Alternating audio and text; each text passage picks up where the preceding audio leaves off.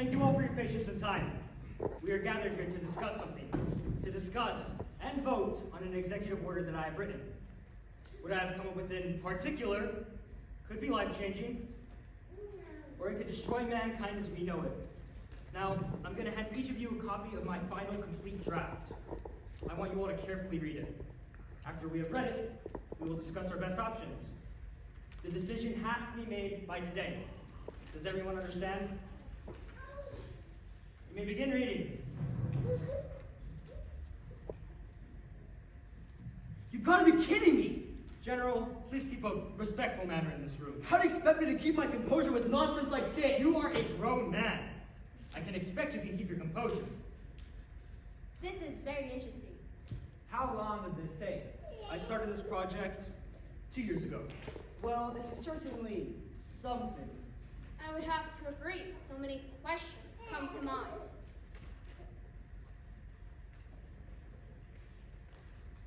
I believe we are all finished, if I'm not mistaken. I believe so. All right. Ladies, gentlemen, the round table is yours.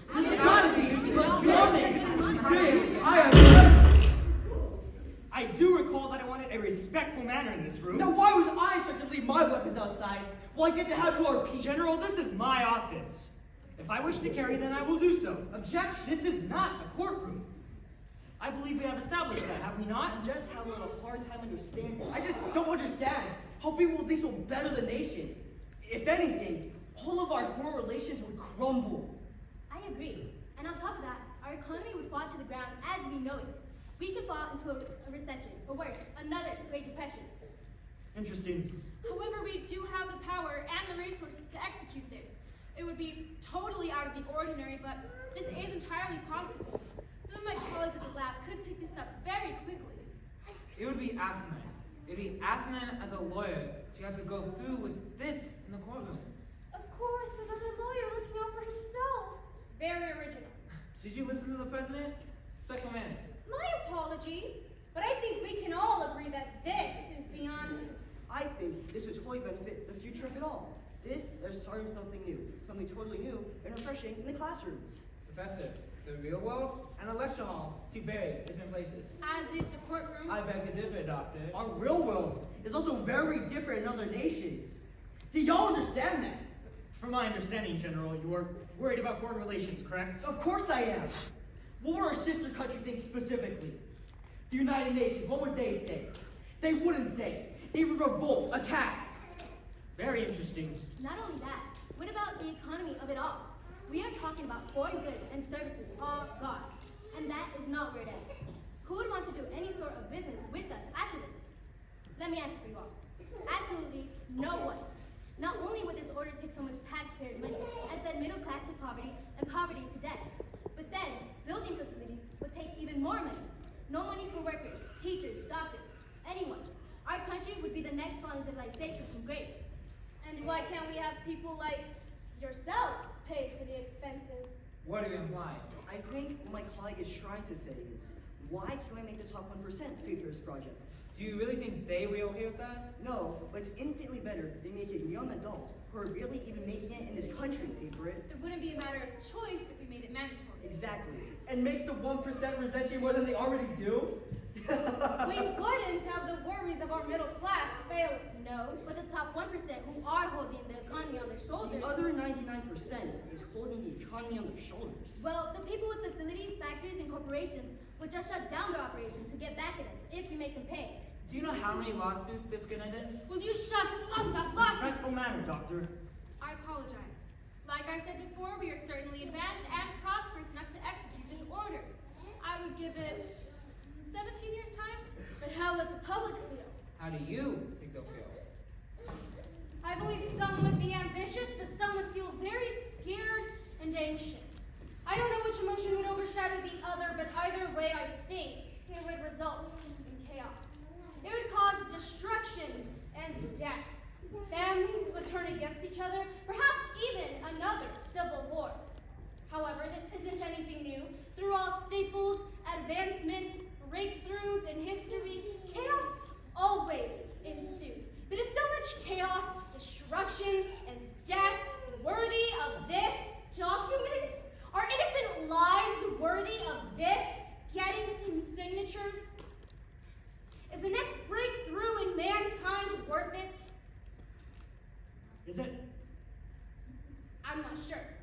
Great.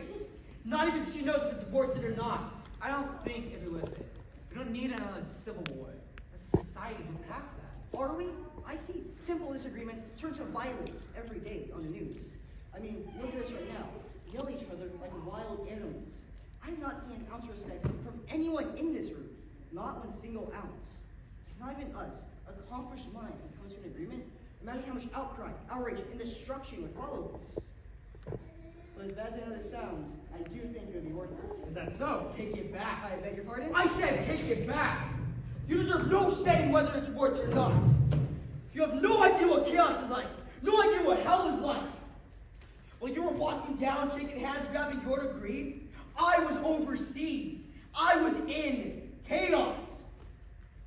You have no right to say whether the destruction is worth it or not. Your life has never been on the line. You've never been shot at. But I have. My cadets have. My platoon has. And they've lived. I've had to carry the lifeless body of my best friend. What have you done, Professor?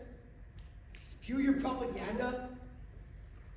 When you have to carry the lifeless body of a friend, you could say whether the destruction is worth it or not. Thank you for your service, General. I think you should have recess. This is not a courtroom. There will be no recess. If this isn't going to be executed, I'm afraid so. Some of us aren't as in sync as you, college graduates. I think if the executive order is passed or not, we will still be targeted, attacked. Why is that? Passed or not, people will find out about this. It's inevitable. Our opposing nations will know what we are capable of and want our resources. To get them, they will start wars and conflicts, and possibly our allies will too. So the question isn't if the destruction is worth it or not. The chaos is a given. It's guaranteed. No. The question is, are we going to be stopped, or are we going to fall trying? Or are we going to thrive? So you're optimistic about that. I don't know yet. It seems all of us are conflicted, one way or the other. Except you, General. No, I'm conflicted. How so? What about our allies? What about them? And can't we include them in this order? I don't see why not. Neither do I. I think we are all in consensus that including our allies would be a good idea. No. Doctor, tell us your opinion. If our allies aren't on board, how much of an alliance is that? This order is a do or don't. And if they don't, they fall behind without us. And how long before they turn on us? How long before there's a civil war among the United Nations? That's Thinking true. about that. Enough! This order is jeopardizing the lives of many. What will it take to save as much as we can? What can we do? I'm afraid it's up to all of you to decide. I'm sorry, but there's obviously a difference in morality in this room. Yes, because some of us actually have morals. Morality is more of a social construct. What'd you just say? You're a criminal defense attorney.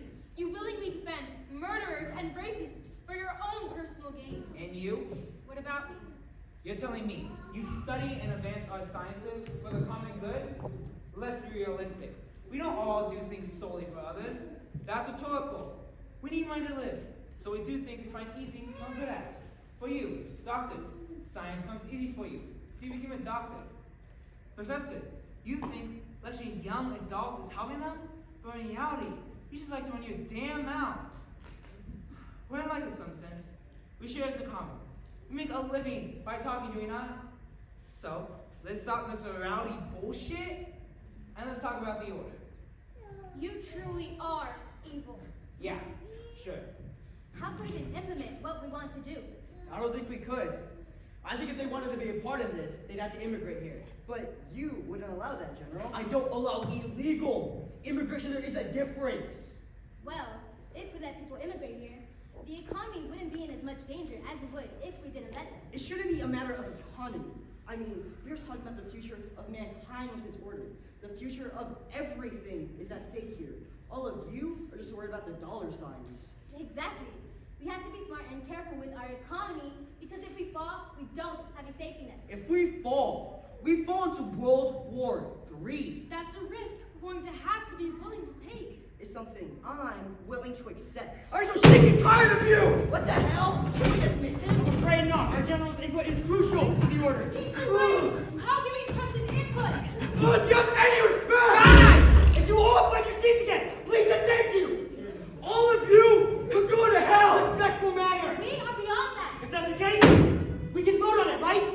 one, Mr. President. You all have 1 moment. After that, we're voting. Thank you.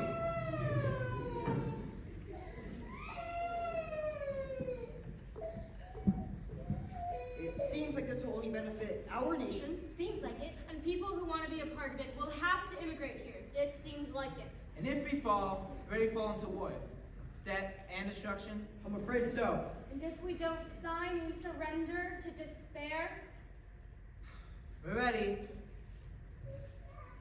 All in favor of this executive order, please raise your hand. Very well. All in favor of not? It's a tie. No. You haven't voted yet, Mr. President. If you are in favor of this executive order, after our input, raise your hand.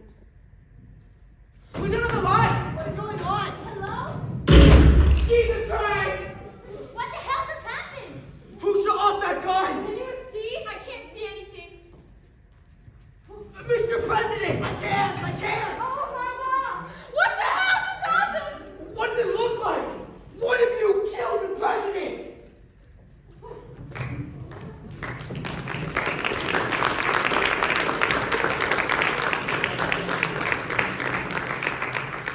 Good afternoon, ladies and gentlemen. Thank you all for coming. My name is Jonathan Hartwell. I'll be your prosecutor on this evening's case. I'd like to address the current situation we find ourselves in today. I know all of you are grieving the loss of our former president. I am too. Vice President Frankfurt is in D.C., very safe, and is getting everything in order to take over our late president's place.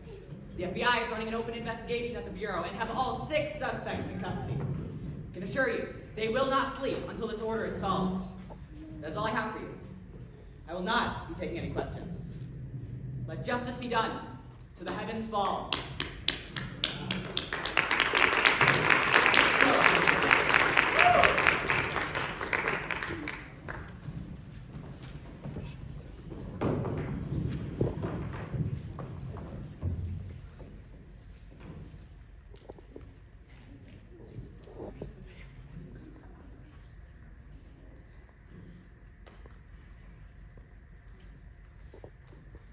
Please rise.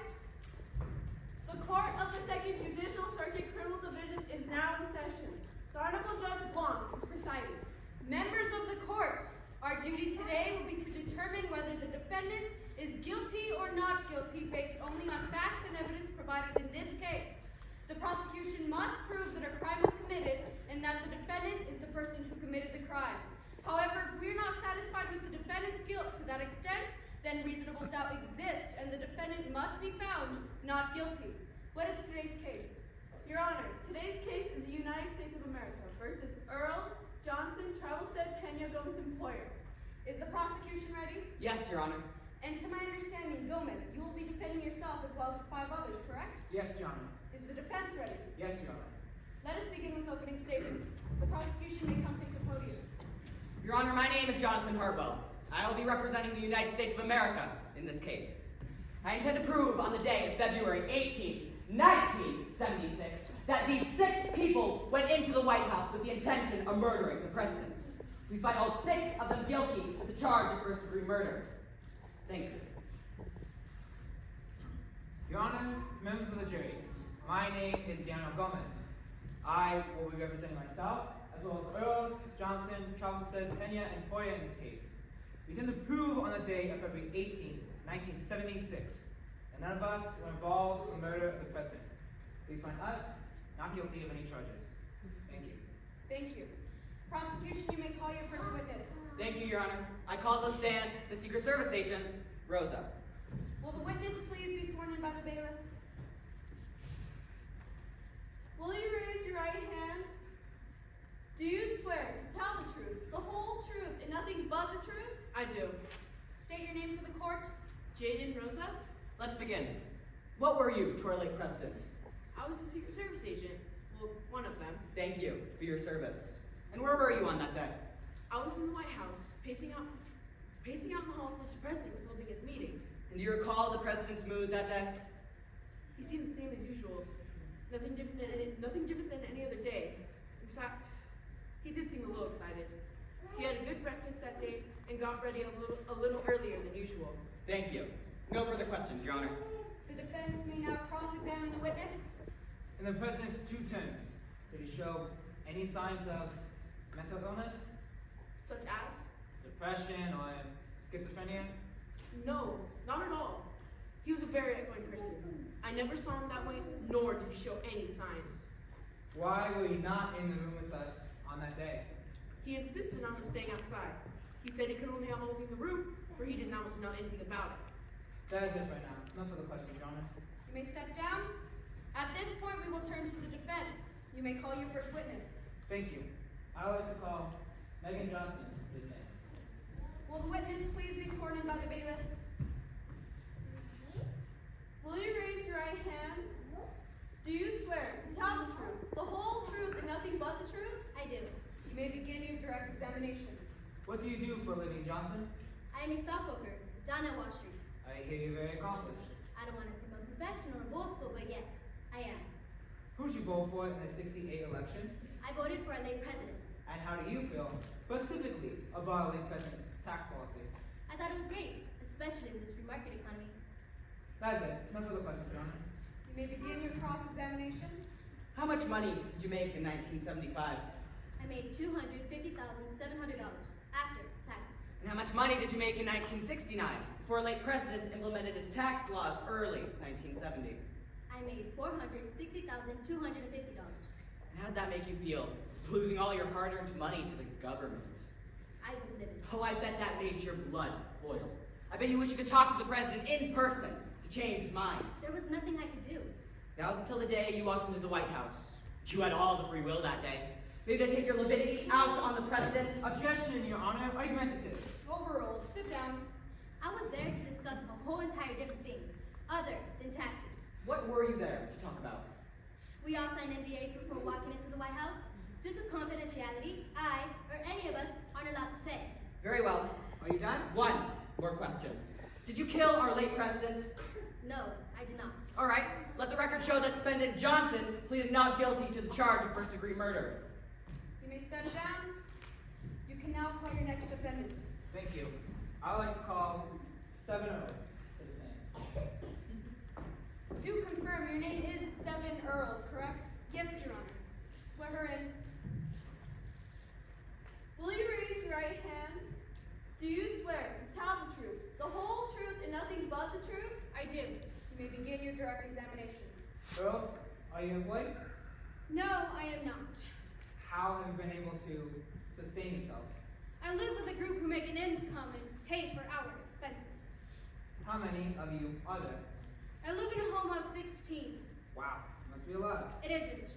And when you, at a 16, were chosen to talk and meet the president, how'd you feel? I was ecstatic.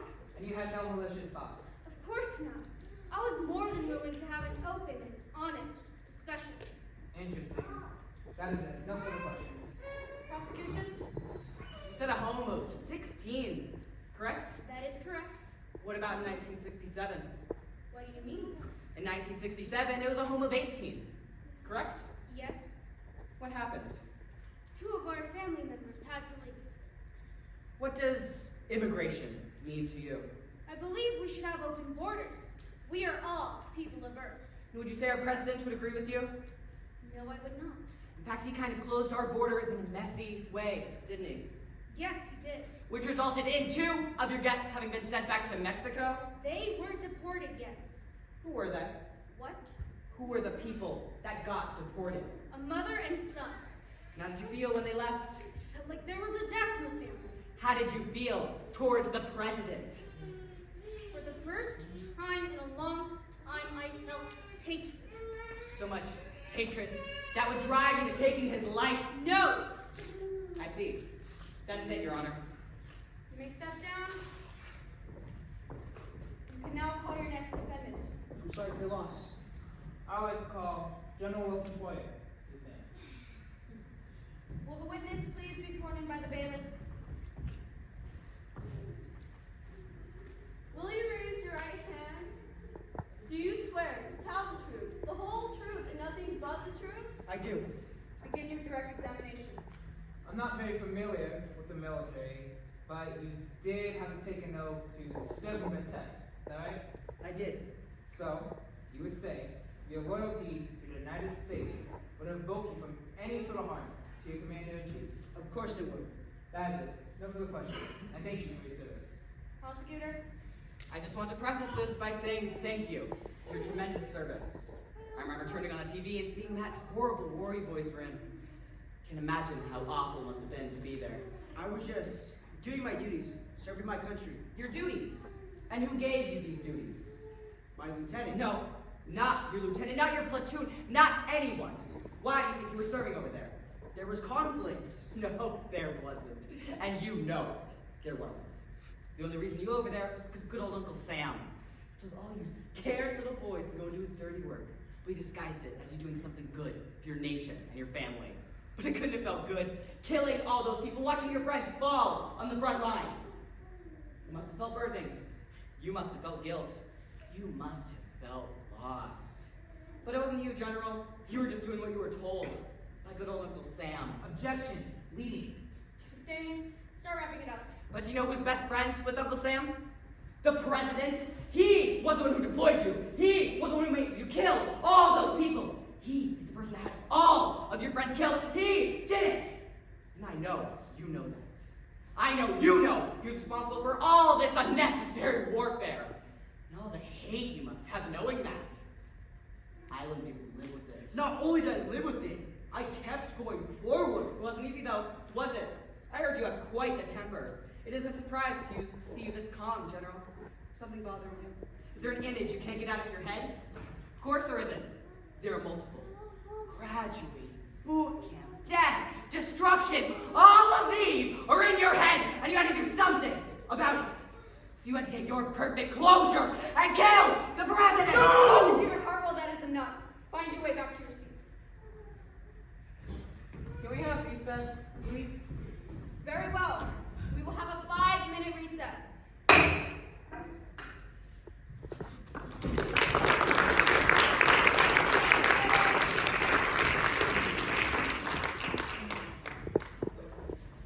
How you guys holding up?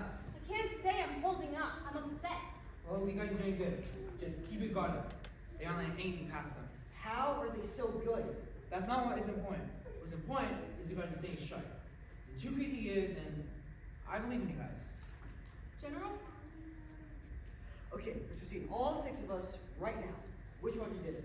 It was none of us. He killed himself. How do we know that? The lights were off. We know it was suicide the same way we know it wasn't one of us. It's a gamble. We're innocent, guys. Are we? This guy's finding dirt on us left and right. At this rate, we're all going to be found guilty. You can't think like that. We have to be realistic. This is not going to end well. I can feel it. We're gonna make it. Trust me. Trust you? How can we trust you? How can you not? Just like we can't trust anyone else in this group. Any one of us can kill the president. It was not suicide. You're just gonna have to trust that I do this for us. You're a criminal defense attorney, and we aren't criminals. Are you guys forgetting that you're on trial as suspected criminals? What if you can only prove the guilty innocent? If I can prove the guilty innocent, then I can prove the innocence of the innocent. It's gonna be okay. I believe in you guys.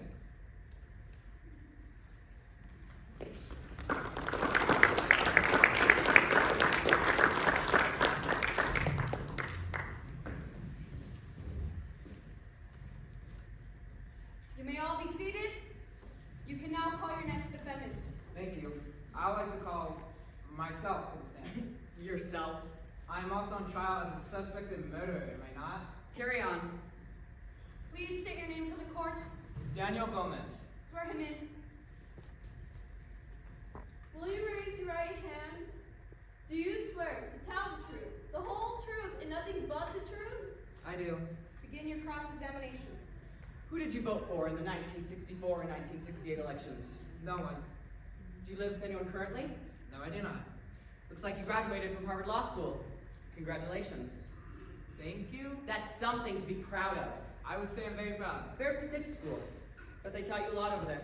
I wouldn't be a lawyer if they didn't. Can imagine how much you could have learned. I went to a small school from my hometown. Nothing special, but wow! Harvard Law School. Pretty pretty expensive. All those books you could have read and court hearings you had access to.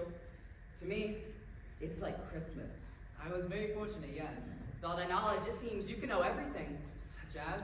Oh, you know, getting away with murder legally. Objection, speculative. Overruled. You are on trial for murder. I do not want to hear another objection. I apologize. But why would you want to kill the president? Like you said, you didn't even vote against the man. But you didn't vote for him either. Why is that? I'm not into politics. Come on, you're a lawyer. You have to be into politics. You said you don't live with anyone currently, but what about 1968?